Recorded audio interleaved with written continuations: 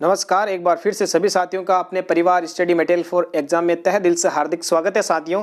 तो साथियों, हमारी जो सीरीज चल रही है महिला एवं बाल अपराध की, उसकी जो क्लास है आज क्लास नंबर 13, जिसमें आज हम देखने वाले महिला बाल अपराध के टॉप 10 क्वेश्चन जो आगामी एग्जाम राजस्थान पुलिस कांस्टेबल के लिए आपके बहुत बहुत महत्वपूर्ण साबित होने वाले हैं। यानी आपके जो पुलिस एग्जाम 2021 में पार्ट सी के 10 नंबर पक्के करने वाले ये सीरीज दोस्तों की आप बिल्कुल आराम से पढ़ के जाइएगा। एक एक क्वेश्चन को आराम से बिल्कुल डीपली समझ के जाइए साथियों, रट के जाइए ताकि सी पार्ट आपका बिल्कुल सही है, एक भी क्वेश्चन गलत ना। बिना टाइम वेस्ट किए हम क्लास को स्टार्ट करते हैं साथियों। चैनल पर पहली बार विजिट कर रहे हैं तो सब्सक्राइब करते हुए पास में बेल आइकन को ऑल पे क्लिक कीजिए, आगामी क्लास का नोटिफिकेशन मिलता रहे साथियों। प्लस आपके जो ऑफिशियल न्यूज है गवर्नमेंट अपडेट से जुड़ी सबसे पहले आप तक मिल सके। आराम से क्वेश्चन पढ़ सकते हैं साथियों। अगर क्वेश्चन आ रहा है तो उसके हिसाब से आप जो आंसर दे सकते हैं और अपने जो नंबर है उनका मूल्यांकन करें कि कितने नंबर आ रहे हैं साथियों। क्वेश्चन क्या कह रहा है, घरेलू हिंसा के अंतर्गत आते हैं तो कौन से है जो ऑप्शन आपको समझना है। तो शारीरिक एवं मानसिक दुर्व्यवहार क्या घरेलू हिंसा के अंतर्गत आता है? बिल्कुल साथियों। गरिमा का उल्लंघन करना, अपमान करना, लैंगिक दुर्व्यवहार, यानी सभी जो है बता रहे हैं ये सब किसके अंदर आते हैं?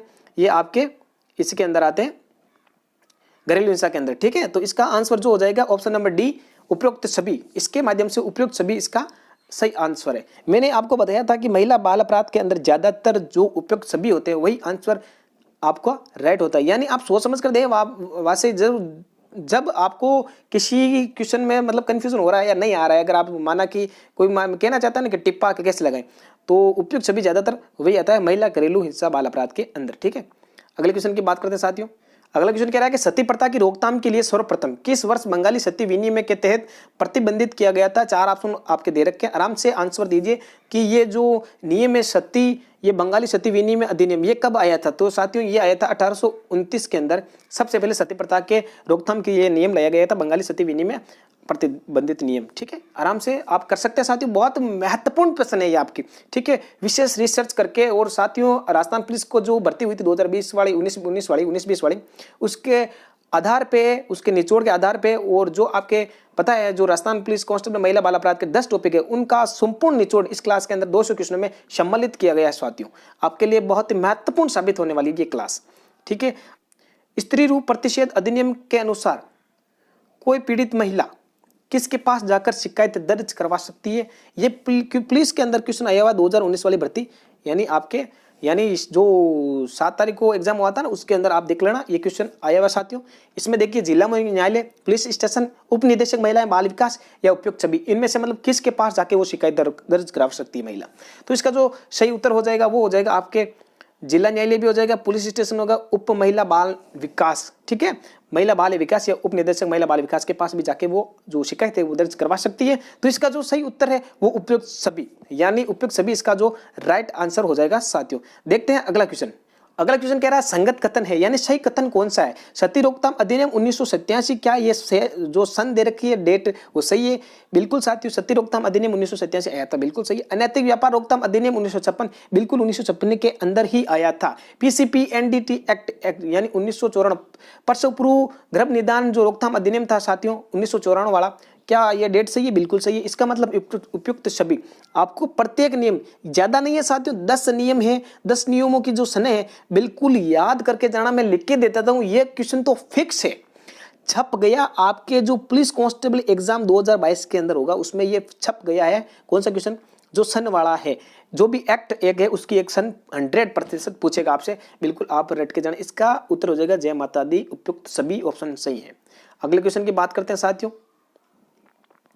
दहेज निषेध अधिनियम 1961 की धारा 3 व 4 के तहत दहेज लेना और देना क्या है? अपराध है, दंडनीय है या जुर्माना है? इसके माध्यम से आपको बिल्कुल दिमाग लगाना, बेसिकली ये कॉमन सेंस का क्वेश्चन है, बिल्कुल आप बता सकते हो साथियों। बिल्कुल सभी सही है इसमें, क्योंकि ये अपराधी है, दंडनीय भी और जुर्माना भी इसमें होता है। देश निषेध अधिनियम धारा 3 और 4 के तहत, यानी देश निषेध अधिनियम में 10 धारा के दे रखी। कितनी धारा? 10 धारा, और 10 धारा को पढ़ लेना, क्योंकि ज्यादातर धारा किसकी पूछी जाती है?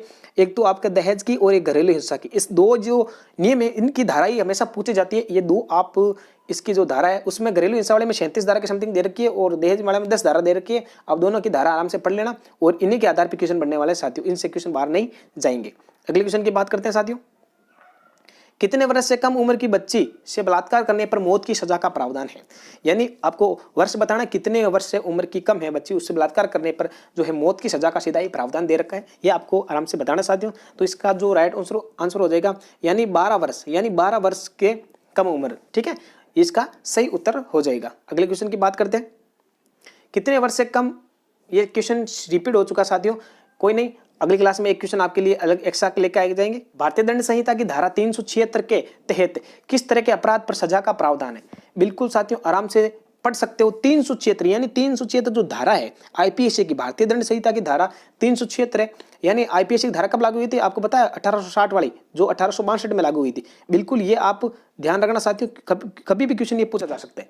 तो इसमें तो 376 धारा है, उसमें बताना अपराध की सजा का प्रावधान किसके तहत है, कौन सा अधिनियम के अंदर। ठीक है, तो देखो घरेलू वालों में, भ्रूण हत्या और दहेज वाले इनमें नहीं है। जो बलात्कार से संबंधित जितनी भी धाराएं वो 376 से संबंधित है, चाहे 376 ए ले लो, 376 बी, सी, डी और ई, यहां तक आपकी जितनी भी धाराएं हैं 376 से संबंधित, वो बलात्कार से ही संबंधित है साथियों। ठीक है, इसका सही उत्तर हो जाएगा ऑप्शन नंबर सी, बिल्कुल राइट आंसर है। भाषा दे रखी है दहेज निषेध अधिनियम की 10 धारा में हमने कहा, देखो बिल्कुल समझ लें। घरेलू हिंसा और दहेज निषेध अधिनियम, इनकी दोनों की धारा आप आराम से देख सकते हो।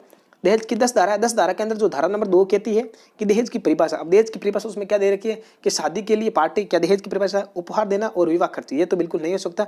शादी के लिए संपत्ति एवं बहुमूल्य वस्तु देना, ये क्या है?